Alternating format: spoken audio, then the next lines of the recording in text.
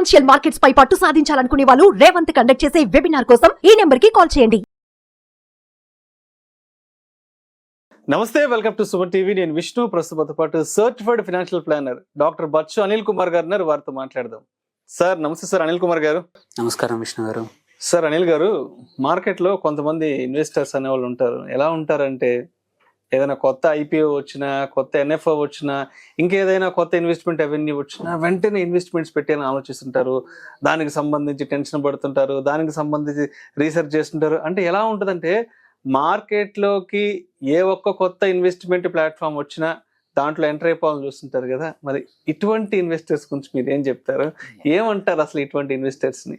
ఇలాంటి ఇన్వెస్టర్స్ కి ఒక టర్మ్ ఉందండి, ట్రెండ్ చేజింగ్ అన్నమాట. Trend chasing. ఓకే.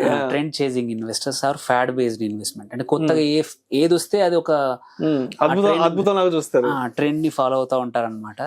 సో ఈ ఇన్వెస్ట్మెంట్ వాళ్ళకి ఏంటంటే వాళ్ళ ఇన్వెస్ట్మెంట్ కి ఏదైనా సూటబిలిటీ ఉందా, రిస్క్ తగ్గట్టు వాళ్ళు చేస్తున్నారా ఆలోచించరు. కొత్తగా ఎన్ఎఫ్ఓ వచ్చింది, ఎక్స్వైజెడ్ మ్యానుఫ్యాక్చరింగ్ ఫండ్ వచ్చింది, ఎక్స్వైజెడ్ మొమెంటమ్ ఫండ్ వచ్చింది, ఎక్స్వైజెడ్ ఇన్ఫ్రాస్ట్రక్చర్ ఫండ్ వచ్చింది, ఆర్ ఏదైనా క్లోజ్డ్ ఎండెడ్ ఫండ్ వచ్చింది, నేను పెట్టాల్సిందే. ఒకే చోట పెట్టడం కన్నా వీళ్ళకి ఏంటంటే వెరైటీ సీకింగ్ అనమాట వీళ్ళది. సో లైఫ్ లో అంటే ఒకే సేమ్ మంచి రిటర్న్స్ వస్తున్న mid cap, small cap, other fund ఏదైనా మంచి వండర్ఫుల్ 20 సంవత్సరాల నుంచి ప్రూవెన్ రికార్డ్ ఉంది, లాస్ట్ 1 year ఉంది, 2 years రికార్డ్స్ ఉంది, అవన్నీ పట్టించుకోరు అనమాట. ఇది ఇంకా బాగా వస్తుంది.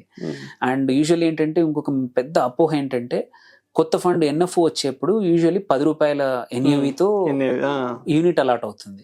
సో యూనిట్ ప్రైస్ ₹10, నాకు ఎక్కువ యూనిట్స్ వస్తాయి, సో నాకు రిటర్న్స్ ఎక్కువ వస్తాయి అనే అపోహ ఈ ఇన్వెస్టర్స్ లో ఎక్కువగా చూస్తాం. ఏంటంటే ఇది ఎన్ఎఫ్ఓ కాబట్టి మనం ₹1,00,000 పెడితే 1000 యూనిట్లు మనకు అలాట్ అవుతాయి. అదే ఒక 15 సంవత్సరాల ఓల్డ్ ఫండ్ లో పెడితే అది ఒక ₹250, ₹300 ఉంటుంది ఒక యూనిట్. నాకు వచ్చేది 3000 యూనిట్స్ కూడా రావు, 3000 యూనిట్స్. అప్పుడు నాకు రిటర్న్స్ తక్కువ వస్తాయనే అంటే క్యాల్కులేషన్ లో ఉంటారనమాట.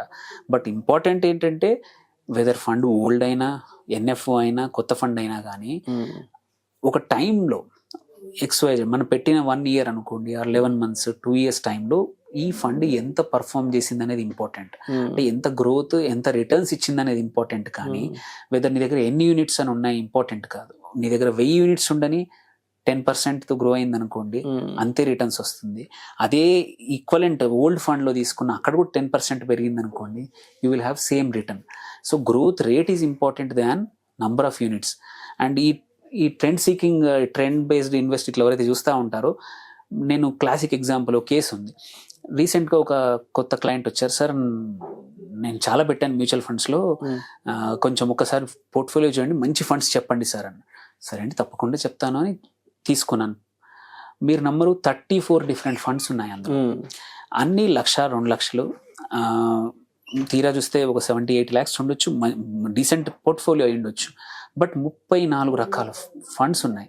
కొన్ని ఈ ఫర్గాట్ అంటే ఎందుకు ఇన్వెస్ట్ చేశారో కూడా తెలియదు, జస్ట్ బికాస్ కొత్తగా అడ్వర్టైజ్మెంట్ వచ్చింది, కొత్తగా సేమ్ ఇంకొక అడ్వైజర్ ఎవరో చెప్పారు ఇది ఫండ్ బాగుంటది, ఈ ఆటోమోటివ్ ఫండ్ బాగుంది.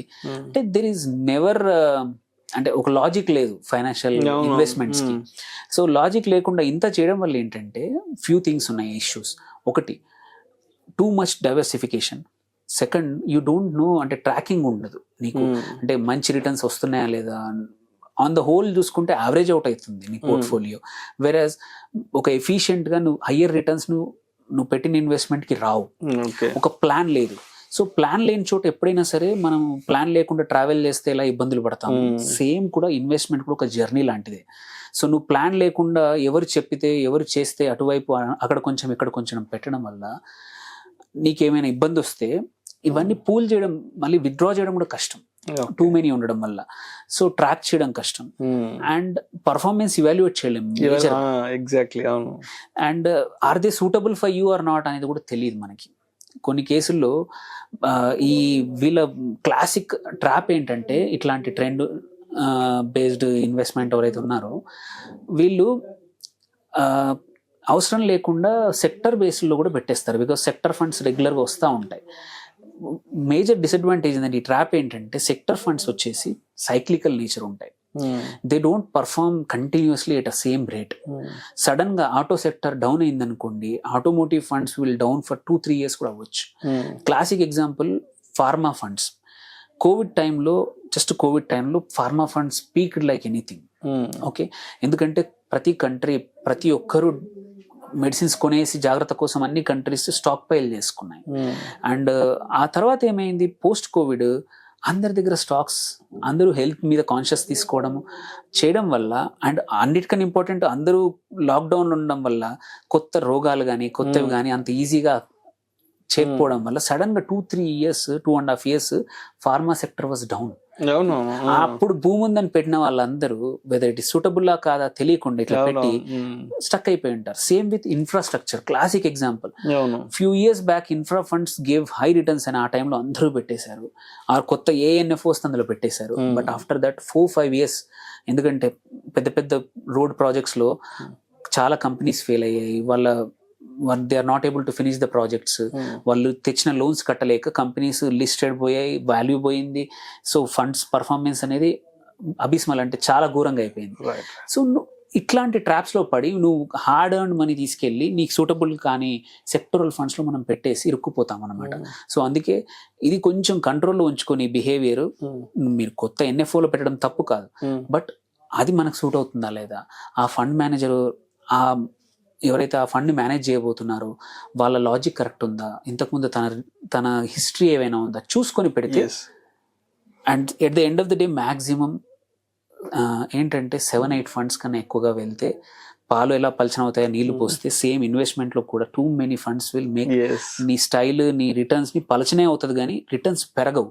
సో ఇది చాలా పెద్ద అపోహ, బయటపడాల్సిన అవసరం ఉంది. And especially with lot of ఇప్పుడు కొత్త ఫ్యాక్టర్ బేస్డ్ వస్తున్న ఇన్వెస్ట్మెంట్స్ అండ్ ఫండ్ కంపెనీస్ పెరిగాయి. ఇప్పుడు 50+ కంపెనీలు అయ్యాయి. ప్రతి 6 నెలలకు 3-4 కొత్త మ్యూచువల్ ఫండ్స్ వస్తూ ఉన్నాయి. అలాంటప్పుడు స్కీములు పెరగడం వల్ల ఇట్లాంటి ఇన్వెస్టర్లు పెరిగే అవకాశం ఉంది, తర్వాత ఇబ్బంది పడే అవకాశం ఉంది. Stick to 7-8 maximum. Thank you sir, thank you so much Anil గారు. థ్యాంక్ యూ అండి.